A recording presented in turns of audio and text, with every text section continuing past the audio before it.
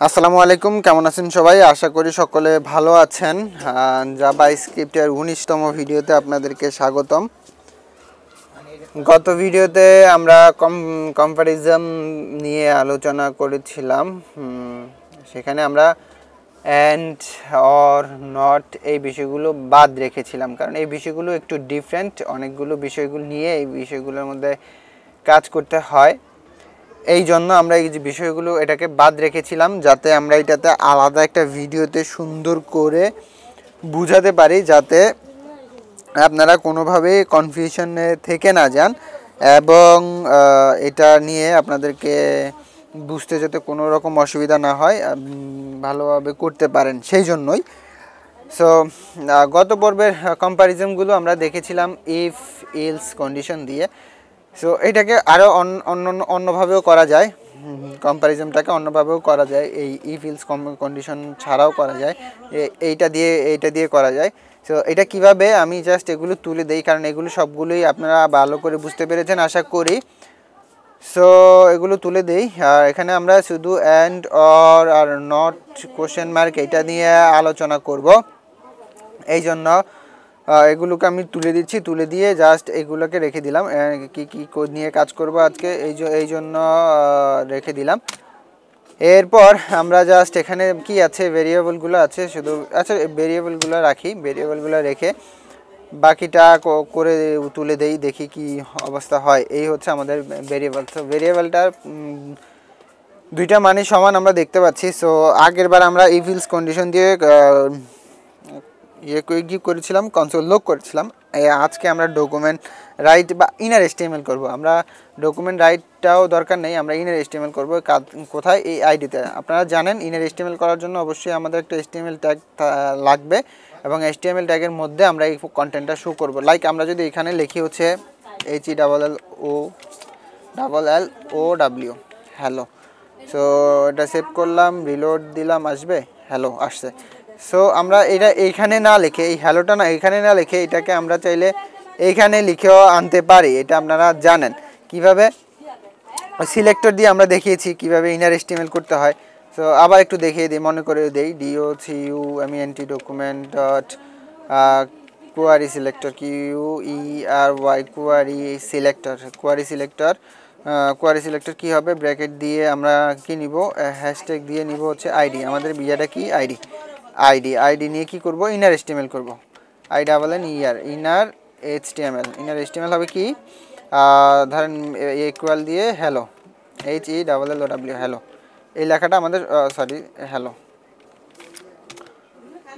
Hello এই লেখাটা show করবে কোথায়, আমাদের এই ডিআইভিটার মধ্যে। দেখেন আমি এই আগের লেখাটা কোথায় শো করছে, আমরা রিলোড না দিয়ে দেখি। রিলোড না দিয়ে দেখলে আমরা এটাকে ছোট করে নিতে পারি, একটু ছোট করে নিই। রিস্টার্ট, এটাকে নিলাম, এটাকে ইন্সপেক্ট করলাম, অ্যান্ড আচ্ছা এটাকে আমরা একটু মাইনাস করলেই হচ্ছে। তো এটাকে একটু জুম করি, স্ক্রিনটাকে একটু জুম করলাম, এবং এই যে বডি ট্যাগটার মধ্যে যেটা দেখতে পাচ্ছেন, এই যে ডিআইভিটার মধ্যে হ্যালো। তো আমি যদি এটা রিলোড দেই তাও হ্যালোটা আসবে কোথায়, এই ডিআইভিটার মধ্যে। কিন্তু এইবার কিন্তু দেখেন আমি এখানে লেখা নাই, এবার কিন্তু এখানে লেখা নাই, কিন্তু তারপরেও এখানে আসছে। এখানে লেখা না থাকা সত্ত্বেও সেখানে আসছে। এটাই করছি কি, জাভাস্ক্রিপ্টের সিলেক্টর দিয়ে করতে পারছি। সো আমরা এই কম্প্যারিজনের অ্যান্ড অর নটটাও এইভাবে ডকুমেন্ট কোয়ারি সিলেক্টর দিয়ে আইডিতে শো করাবো। তো সেক্ষেত্রে আমরা এখানে যা দিব তাই আমাদের আইডিতে শো করবে। তো এটাকে রেখে দিলাম, রেখে দিয়ে আমরা আরেকটা ভেরিয়েবল নেই, ভেরিয়েবল নেই TOTL, টোটাল। ভেরিয়েবল নাম নিলাম হচ্ছে টোটাল নিয়ে আমরা কি করব, যদি বলি ধরেন টোটাল সমান সমান কি হবে, একটা ব্র্যাকেট নিলাম, ব্র্যাকেট নিয়ে বললাম যে A সমান সমান V, এটা লিখলাম। লিখে আমরা কি করব, এই অপারেটরসটাকে ব্যবহার করব। হ্যাঁ, প্রশ্ন করলাম আমরা, এখানে বললাম যে A সমান সমান B, এখানে বললাম কি তাই নয় কি, বা এটাই কি, মানে আমরা এখানে প্রশ্ন করলাম, জিজ্ঞেস করলাম। কাকে জিজ্ঞেস করলাম, আমাদের এখানে দুইটা ভ্যালু থাকবে, এখানে দুইটা ভ্যালু থাকবে এইভাবে, এরপর এটা শেষ হবে। সো আমরা এখানে একটা লিখবো, আবার এখানে আমরা একটা স্পেস দিয়ে দিই যাতে বুঝতে পারেন। এন্টার, সো আমরা এখানে একটা লিখবো এবং এখানে একটা লিখবো, এখানে লিখবো হ্যাঁ, এখানে লিখবো না। যেমন হ্যাঁ লিখি আমি এখানে, ধরেন জফলাটা কেন আসছে, এই তো জফলা আকার আর সাথে চন্দ্রবিন্দু হ্যাঁ, এবং এখানে বলবো যে হচ্ছে না। এখন আমাদের কি বলে, আমরা এখানে কি বললাম দেখেন, এ মানে হচ্ছে 125, ভি মানেও হচ্ছে 125, এখানে টোটালে বললাম যে এ সমান সমান বি, এখানে বললাম যে হ্যাঁ তাই নয় কি, মানে আমরা এইখানে যে কন্ডিশনটা দিয়েছি তা এটাকে আমরা বললাম এটা কি ঠিক, তো এখানে এ বলবে হ্যাঁ, এ বলবে না। এখন দেখি কী বলে এখানে, কিছুই বলে নাই। কেন বলে নাই, আমরা এখানে এই টোটালটাকে কল করি নাই, যার জন্য বলে নাই। তো এখন টোটালটাকে কল করলাম, এখন আমাদের এই ডিএভিটার মধ্যে চলে আসবে। কি আসলো এটা, যাই হোক আমরা এখানে একটু জুম করি আর এখানে আর একটু জুম করি। এখানে সামহাউ আমাদের বাংলা লেখাটা কাজ করেনি, কেন করেনি, আমরা HTML এর মধ্যে, আচ্ছা এখানে HTML স্ট্রাকচারটা আমাদের নেওয়া হয়নি। সো আমরা এই টাইটেলটাকে কপি করে রেখে Ctrl+X দিয়ে কপি করে রেখে বাস আমরা HTML স্ট্রাকচারটা ঠিক করে নেই, আমরা চেঞ্জ করি। দেন এই তো এখন টাইটেলটাকে চেঞ্জ করে দিয়ে আমরা এখানে লিঙ্ক করে ফেলি জাভাস্ক্রিপ্ট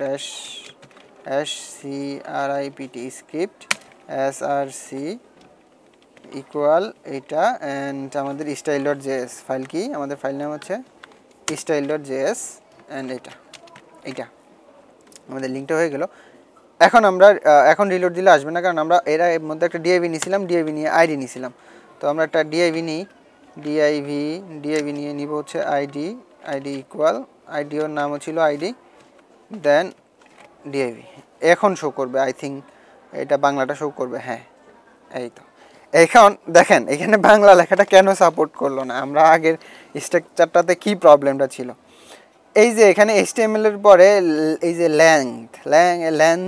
লেন্থ দিয়ে বোঝায় হচ্ছে ইংলিশ, ইএন দ্বারা ইংলিশ বোঝায় ইকুয়াল এটা, আর এই যে কারসেট UTF-8 এটা দ্বারা বাংলাটাকে বোঝায়, এই কারসেট UTF-8 এটাকে মনে রাখবেন মেটা দিয়ে। এখানে মেটা আরও অনেকগুলো ভ্যালু হয়, আমরা সেগুলো ইন ফিউচার জানবো, যখন একটা প্রজেক্ট নিয়ে কাজ করব তখন আমাদের এগুলো লাগবে। এই যে কারসেট UTF-8 এটা হচ্ছে, এইটা লিখলে হচ্ছে আপনার এই টোটাল HTML-টাতে বাংলা সাপোর্ট করবে অথবা বাংলা সাপোর্ট করবে না। যেমন এখন আমাদের সাপোর্ট করতেছে, আমরা এই মেটাটাকে তুলে দিচ্ছি, Ctrl+X দিছি, সেভ করতেছি, এখন এই বাংলাটা সাপোর্ট করতেছে না। ঠিক এইটা যখন আমরা লিখে দিব তখন বাংলাটা সাপোর্ট করবে। এটাই হচ্ছে প্রোগ্রামিংয়ের নিয়ম। আপনারা সাধারণত একটা নোটপ্যাড ওপেন করলে, নোটপ্যাড কোথায়, আচ্ছা আমি এখানে দেখতেছি, এখন এইখান থেকে ভিউ এই তো এনকোডিং এর মধ্যে আছে, যেমন এই যে এনকোডিং ইন UTF-8 এইটা যদি আমি তুলে দেই, এনএসআই করে দেই, তখন কিন্তু এই নোটপ্যাডটার মধ্যে আমার বাংলাটা সাপোর্ট করবে না। এটাই হচ্ছে নিয়ম, এটা আপনাদের দেখাই দিলাম। ঠিক আমরা এখন যেই প্রোগ্রামারটা দিয়ে ইয়ে করতেছি, ব্রাউজারটা দিয়ে যে কোডিংটা দিয়ে ইয়ে করতেছি সেটার মধ্যেও আছে, এটার মধ্যে কোথায় আছে, এটার মধ্যে এডিটিংয়ের মধ্যে, এটার মধ্যে কোথায় আছে আমি দেখিনি, কারণ এটা প্রবলেমে পড়িনি। আমি নোটপ্যাড নিয়ে যখন কাজ করছিলাম তখন আমি এই প্রবলেমে পড়েছিলাম যে বাংলা লেখাটা তখন নোটপ্যাডের মধ্যে সাপোর্ট করেনি, তখন আমি এটাকে দেখেছিলাম। এখন এটার মধ্যে প্রবলেমে পড়িনি, তাই আমার এটা দেখা হয়নি। তারপরে যাই হোক, এখানে কোথাও আছে সামওয়্যার বা কোনো ফাংশনের ভিতরেও থাকতে পারে, এটা নিয়ে যাক, এটা নিয়ে আমাদের ম্যান্ডেটরি বিষয় না, তারপরেও জানাই দিলাম, আপনারা কখনো প্রবলেমে পড়বেন না। নোটপ্যাডে যদি প্রবলেমে পড়েন তখন এইখানে এসে এই যে এনকোডিংয়ের মধ্যে এসে এটাকে সিলেক্ট করে দিবেন, বাস বাংলাটা কাজ করবে।